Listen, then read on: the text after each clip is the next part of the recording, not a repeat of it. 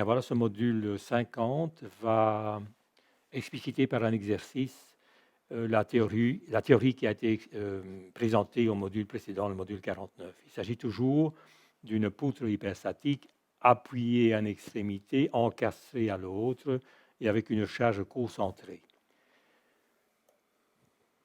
Alors voici l'exercice que nous allons résoudre. La poutre a une portée de 4 mètres. Elle est encastrée au point B.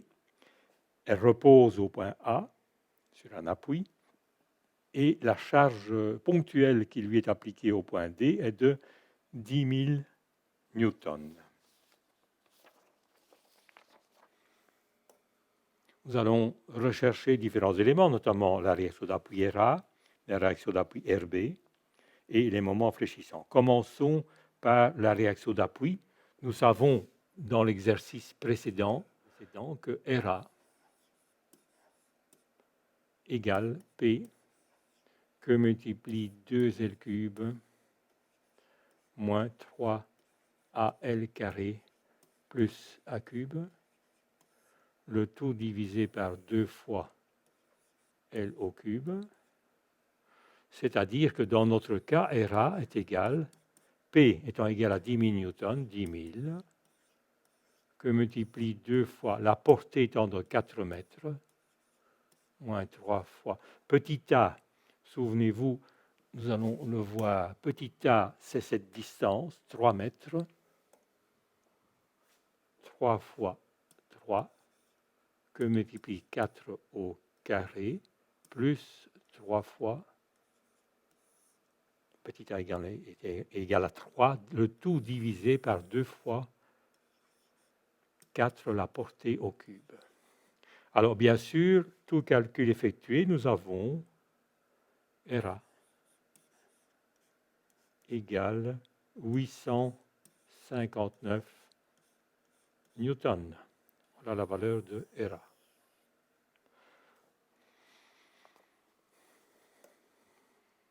Nous allons maintenant rechercher RB. Souvenez-vous, RB est égal à P moins RA, c'est-à-dire moins P, 2L, je réécris le tout, moins 3AL carré plus A cube, le tout divisé par, pardon, pas le tout, ceci étant divisé par 2L cube. Nous avons donc 7 égale RB à 10 000, moins RA que nous venons de calculer, 859 newtons. Donc nous avons RB qui est égal à 9141 newtons. Voilà deux calculs effectués. Nous allons maintenant pouvoir rechercher le moment fléchissant au point D. Le moment fléchissant au point D, il vaut RA fois petit a. En effet, je me situe au point D et j'examine tout ce qui est à ma gauche, plus RA fois petit a.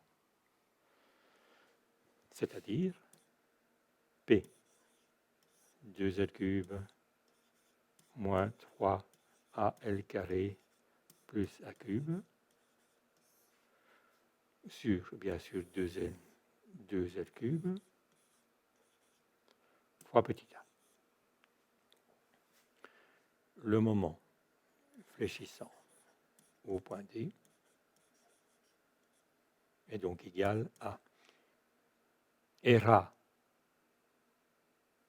Nous connaissons sa valeur. Je pense que nous l'avons calculé précédemment.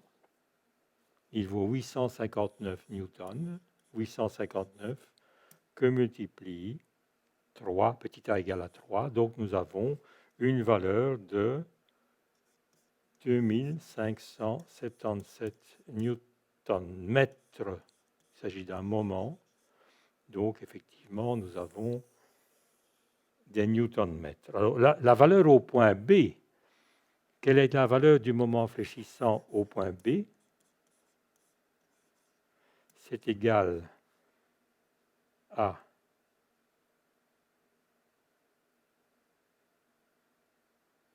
moins mb, c'est égal à, souvenez-vous, moins p 2z cube moins 3 al carré plus a cube fois L, le tout divisé par 2Z cube, plus P, L moins A. Donc, nous allons obtenir pour cela le moment fléchissant au point B est égal à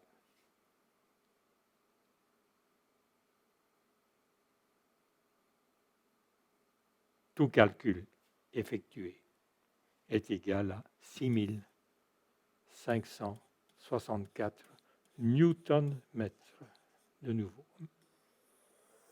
Voilà la valeur du moment fléchissant au point B.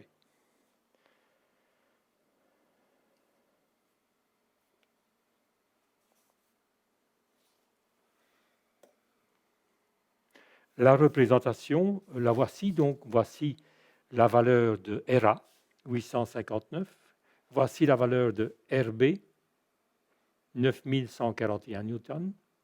Il s'agit d'un effort tranchant constant jusqu'au point D. Et ici, constant de DAB. Le moment fléchissant, les voici représentés. Il est bien sûr nul au point A et il vaut le maximum au point B, 6564. Au point D, il vaut 2577 newton-mètres. Voici donc la courbe représentant le moment fléchissant. Nous pouvons aussi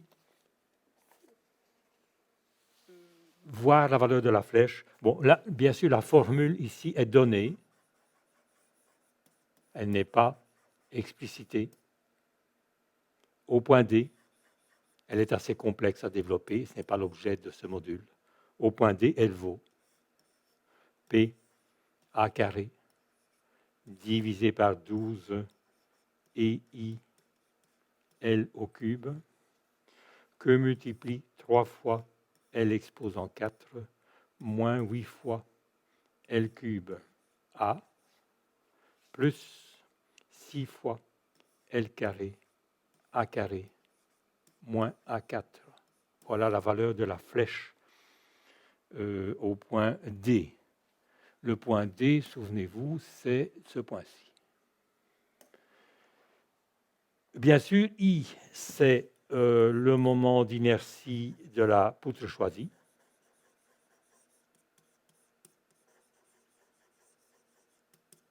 De la poutre choisie.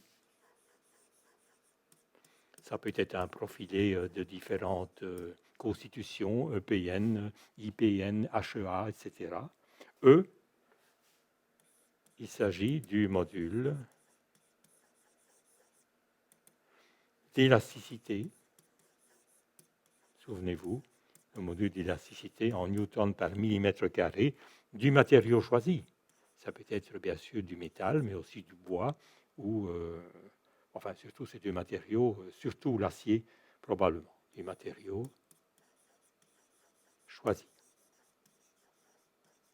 Voilà. Je vous représente une dernière fois la représentation donc des diagrammes des efforts tranchants et des moments fléchissants pour cette poutre, cette première poutre hyperstatique,